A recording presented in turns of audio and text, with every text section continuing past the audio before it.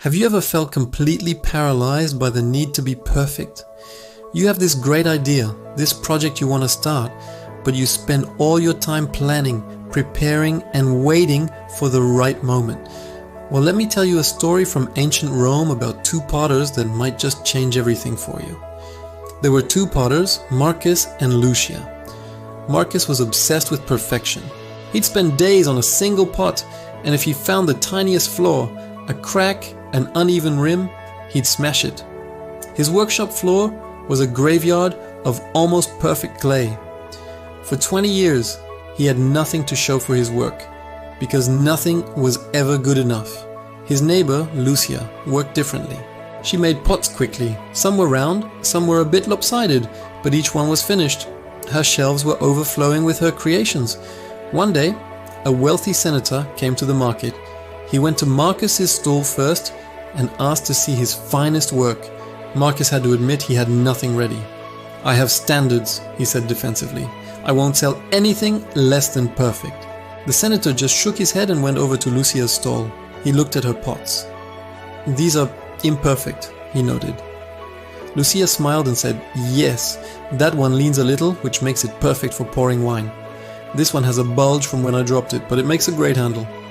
The senator was fascinated. Each pot had character, a story. He bought 20 of them. As he left, he told Marcus, "You have standards. She has results." That night, Marcus sat surrounded by his broken pieces, feeling like a failure. Lucia found him and asked why he destroyed everything. "Because it's not perfect," he said.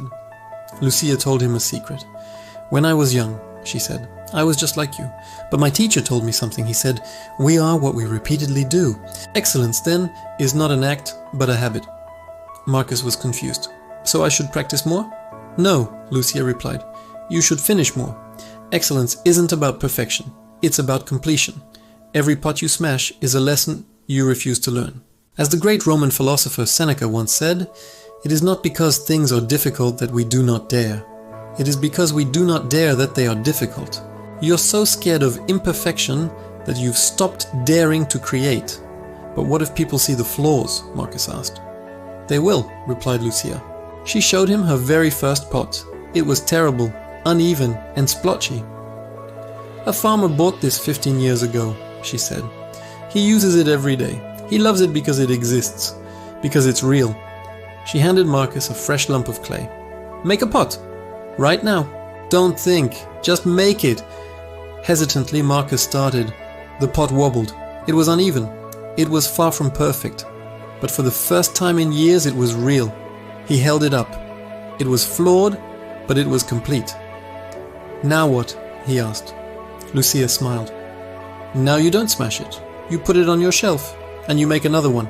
This is the ancient wisdom so many of us forget. You are waiting to be perfect before you start, but perfection never comes. The right time is always now. You're so afraid of failure that you're creating nothing, and a perfect idea in your mind helps no one. Aristotle said, "We are what we repeatedly do." Are you repeatedly waiting, or are you repeatedly creating? Seneca warned, it's not that we have little time, but that we waste much of it. How much more time will you waste waiting to feel ready? You'll never feel ready. You just have to start anyway. Done is better than perfect. Messy action is better than perfect inaction. 100 flawed attempts will teach you more than one perfect plan ever could. It's time to stop smashing your pots and start filling your shelves. If this story kicked you into action, subscribe for more wisdom that will help you build a better life. Thanks for watching.